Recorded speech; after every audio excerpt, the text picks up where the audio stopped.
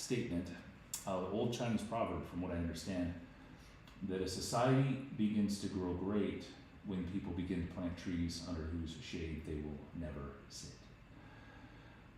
It's an adage, little statement saying about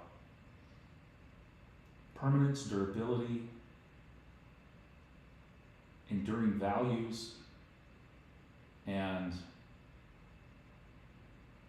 what we build as a society. You know, it's interesting because it begs the question, when we live in a society that thinks a long-term investment is 40 years rather than hundreds of years, and we truly value instant gratification, instant satisfaction, what are the results of that? In my pursuits of architectural discovery, one of the conclusions I've come to is that architecture is necessarily the physical manifestations of the values of the people who make it. And what does that say about our values? This here is an oak. It's a live oak, probably the coolest tree on the planet. Goes back to the 1600s. There's another live oak down in Lahaina in Hawaii that was with those Lahaina fires. I think it's still alive. I should have got a picture of that one instead. But there are some really cool trees out there. Actually, it's not a live oak in Lahaina. It's a Hawaiian native tree. This is an Ostia, which is just southwest of Rome. Ostia antica. Romans built for permanence and durability. Thousands of years later, I went and visited with a group of classmates, looking at and evaluating the ruins, what these ruins meant in terms of overall kind of societal longevity and what they valued. It's interesting as you continue to look down through history. Obviously, this place isn't being used anymore, right? This just went into decay, disrepair, became forgotten, and is now ancient ruins. Just look at ancient ruins. It's honestly really cool. This place, this is in, I believe, Siena, Italy. This house, probably built early 1500s, 1600s, still being used. Someone still has kept up the doors, the windows, still looks nice. But what does that say about who created that? This one's interesting. This is my grandfather's house on my dad's side, my grandpa Vance, in Blue Island, Illinois, just south of Chicago. Prairie style. I went here just after I graduated, met the owner that lived there, and my dad was with me, and he gave me the stories about what this house was. So back in the day, in the like 1940s, 50s, we didn't have the same regulations that we have now. And so my grandpa was a doctor, and these two rooms in here, one was a waiting room, one was an exam room. And he would actually, this was his essentially clinic.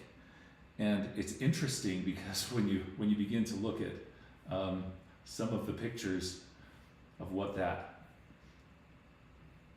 front entry looked like, it's like, that's a little more pleasant than your standard white, stale, stagnant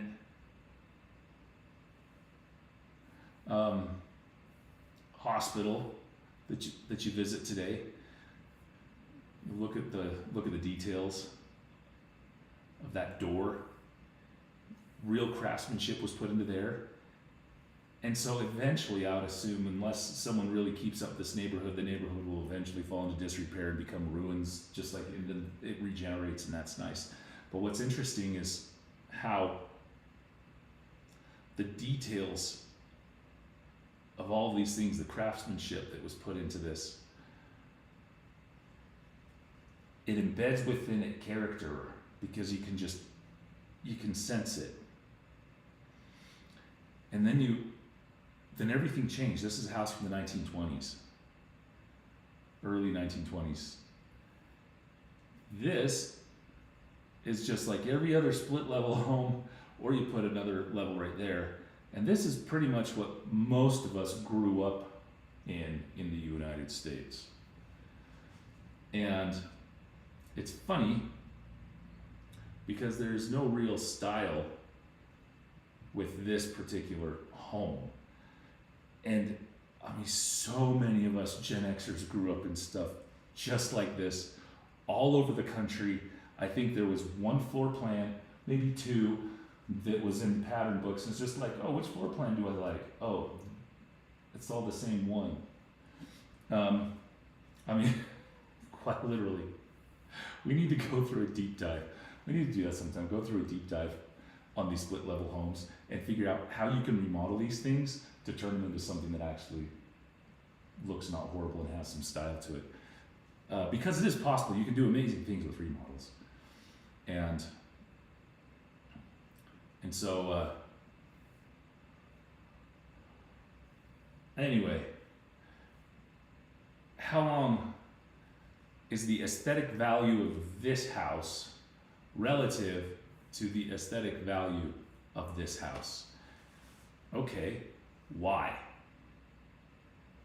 Why? How come there aren't tourists going to tour houses like this?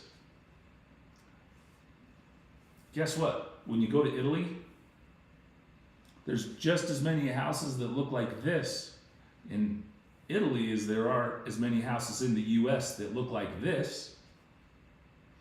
So it isn't because it's unique or because it's special or because it's rare. It has none of those qualities.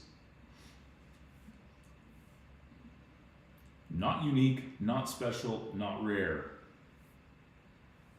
Not unique, not special, not rare. This, hundreds of years old. This, not quite. Decades old, probably 1980, 1, 2, 3, somewhere around there. And so what makes this one special?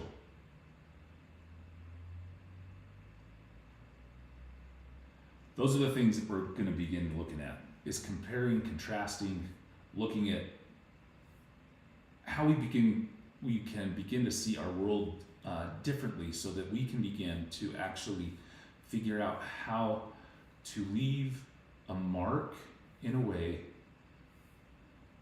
that reflects that tree, that we can leave for those who follow us a world worth living in, and trees whose shade we'll never sit in, but they can sit in.